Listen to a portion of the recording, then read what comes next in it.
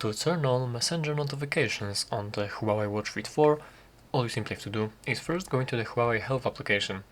From here, you'll have to go for the devices right here and go for your Huawei Watch Fit 4.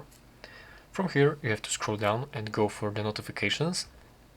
As you are here, there we can find the notifications, the list of applications which are allowed to send notifications to this watch. And as you can see, actually just some of these applications have notifications allowed and some of them have not.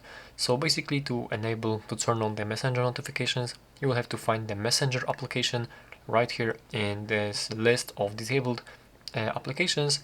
I actually don't have the Messenger application right here, but in case if you have, you will be able to find it right here in the alphabetic order, actually somewhere here, and simply you will have to press the switch to enable it. And as you can see, now it's enabled. For example, for this application, as you can see, now it is enabled. So that's basically how you can do this.